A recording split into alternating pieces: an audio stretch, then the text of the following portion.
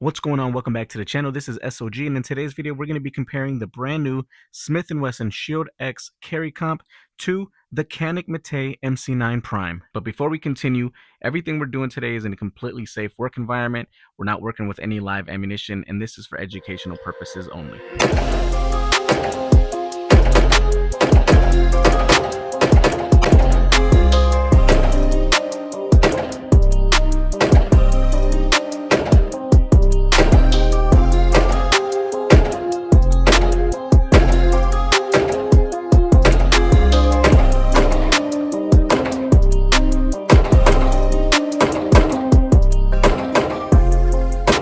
The Prime starts off at $600, and you're going to get a two-tier case. That's a hard case. You're going to have your paperwork on the inside here. Starting from the top and working our way down, you're going to find two different backstrap options. You're going to have a nice little welcome display, some tools here. You're going to have a G-code holster for inside the waistband, a trigger lock, a magazine speed loader. You're going to have two magazines, both of which are 17 rounders. And then on the bottom tier, you're going to have a paddle so you can switch your inside the waistband holster to outside the waistband, and you're going to have some more cleaning tools there. And the Shield X Carry Comp I just picked up. It's a new release. I bought it for $650, and I'm hoping that price does go down a little bit once it becomes more available everywhere else. But it does come with a cardboard case. You don't really get too much out of this.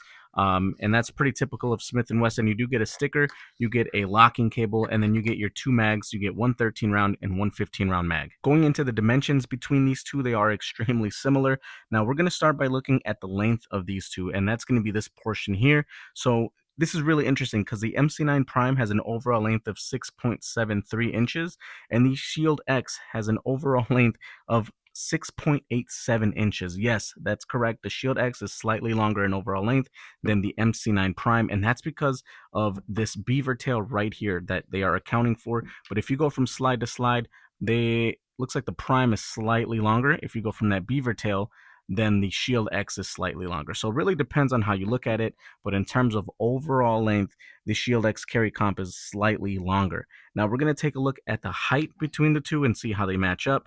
Now we know obviously we have 17 rounds versus 13 rounds. So we're going to know off the bat which one's going to be a little bit taller. But the MC9 Prime stands at 5.43 inches in height, and the Shield X Carry Comp stands at 4.9 inches in height. That is with the 13-round mag. But let's take a look and see what it looks like with the 15-round mag installed and see how that stacks up against the Prime here. So as you guys can see, we have 15 on the left, 17 on the right, and they're pretty identical in terms of height. Take a look at that width. The Shield X is at 0.9 inches in width, and the Canik MC9 Prime sits at 1.1 inches in terms of width. Into the weight is where we start to see a little bit of a difference. Now, the Shield X is going to come in at 20.6 ounces. The Prime is 23 ounces exactly. Both the MC9 Prime and the Shield X Carry Comp share a ported and a fluted barrel. The Prime has a barrel length of 3.64 with a tri-port system, and the Shield X Carry Comp has a 3.6-inch barrel with a single port up front. Now, both rifling on the barrels do stop just before the ports. Going into some of the more detailed features between these two, the Shield X Carry Comp has front and rear slide serrations. You're also going to get some top slide serrations. You're going to have your port system up front there, and then you're going to have window cuts on both sides of the slide, which is a nice touch. The optic system on this is going to be meant for any K-Series dot or RMSC footprint dot without needing any adapter plates. As far as the iron sights on this goes, they are metal sights. You have a trinium front and blacked out rears, so really good for target acquisition. And then on the top, you're going to have a little window opening right there. And that's going to be your loaded chamber indicator. So you'll be able to just kind of look down and see if you got one ready to go or not. So let's take a look and see how that compares with the Prime. Now, the Prime also has front and rear slide serrations. It does not have top serrations, but it has a big window cut with Prime written on there. I think that's a pretty nice, elegant touch from Canik to give us. And then you have your tri-port system on the slide to match the barrel. You're also going to have a optic cut system exactly the same as the Shield X, so you can mount anything from a K-Series to a RMSC footprint dot with no adapter plates needed. It does have night vision, metal night sights, and you get a orange trinium, and then you have blacked out rears here, but you get trinium in those two dots in the back. And then loaded chamber indicator is going to be in the same location, just right up there. So it'll pop up once you have one in the chamber ready to go, and it'll let you know that way. Let's move on down to the difference in the frames. Now the Shield X added 2 slots here for weapon mounted lights, which is nice. And then you get some stippling in your thumb rest area. Manual controls are easy and accessible. Coming on down here, you're going to have an exaggerated beaver tail, which actually works really nice at keeping a high grip and keeping your hand really close to that firearm. And then you're going to have some decent spacing here in front of that trigger guard for gloved hands. The trigger on this is excellent. We'll take a look at that in just a second. You're going to have stippling on your mag release, aggressive stippling on the frame. However, they remove some of the stippling from the middle, but you do get stippling on the magazine here, and that's going to be a really nice touch from Smith to give you. Now, as far as ambi controls, this is something to keep in mind. You don't get anything on the left-handed side, but you can switch over that mag release. So again, something to keep in mind. And let's take a look and see how that compares to the Prime. Now, the Prime has a 3-slot Picatinny rail. You're also going to have some stippling on your thumb rest area. Manual controls are also really accessible and easy to use. You don't have a super long beaver tail. You just get a little bit of something back there. You have good spacing here, like the Shield X for gloved hands. Probably the best trigger out of any striker fired handgun out there. It's a flat face aluminum that breaks at 90 degrees. And again, we'll take a look at that in just a second. You're going to have some texturing here on the mag release. I don't know if I mentioned, but you do get some undercuts on the trigger there as well. So that looks really nice. The best stippling, I think, out of any gun that's out there currently.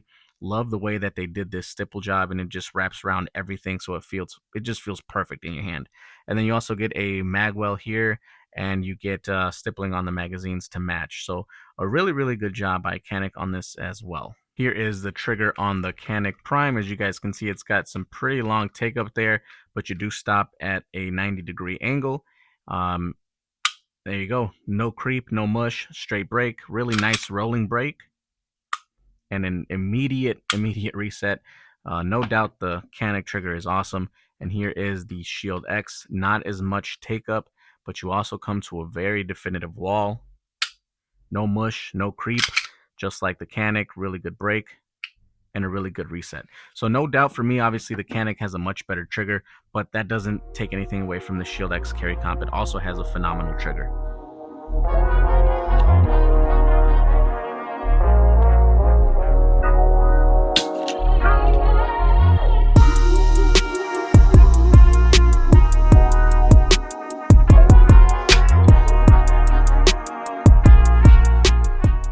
So between these two, I'm going to pick the Prime 10 times out of 10. I'm sorry, but it just shoots much better to me.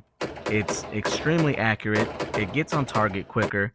The trigger is phenomenal. The grip is amazing. It's on point. I mean, everything is on point with the Canik Prime. Even the pricing is better than the Prime. But even if this was $600 or even $550, I'd still pick the Prime. Now, going back to my initial thoughts when I first when I first got the Prime and I shot it, I know there was a lot of rumors about all the ports don't work. They don't do anything. But going back to my initial shots on this and the initial shots on this, I was more impressed by what Canik did with the ports on the Prime than I was with what the Shield X carry comp did with the port on this one. To be completely honest with you guys, and I'm not saying this is a bad choice by any means. It's a great choice, and this might sound weird, but this is a good carry option, but it shoots like that. It shoots like a carry gun. And this is another good carry option, but it doesn't shoot like that. I don't know if that makes any sense, but I get the same feel with this as I did with the 43X. Probably the 43X has been my favorite carry piece for the longest time because of how comfortable, reliable, how lightweight, all that good stuff, right? But it just sucked to shoot. And I feel like this is very similar to that. My experience, my initial thoughts is similar to that. Everything is great about it. It's a great carry option, a great carry choice. Feature wise, it's really good, but it shoots like a carry gun. And this one it doesn't. It just shoots like it just flows. I don't know how to explain it. Just my experience with this one has been much better than this. And again, I'm trying not to be biased, but I do have a lot more rounds in this than I do with this. So maybe I just got to get more practice in with this one. Now, again, I'm not saying nothing bad about this Smith. This is a good piece, but I just personally prefer the Prime. And I know a lot of you guys might go that same route. The only place I will give this the crown though is in terms of carrying. So if you're looking strictly to carry, go with Shield X just because of the size difference. It's so much thinner, lighter, and easier to conceal than the Prime. And so that's probably the only big plus I would give the Shield X carry comp. Whether it's a carry comp or the regular Shield X, you know what I mean? It's going to be the size. The size is going to be the biggest advantage on the Shield X. But so far, no issues with either. Both have been extremely reliable and both have been great to shoot. But let me know in the comments what you guys think between these two. Which of these two would you choose and why? Hit that like button and don't forget to subscribe to the channel if you haven't already. But if you already have, I appreciate you guys so much. God bless you, and I'll see you on the next video.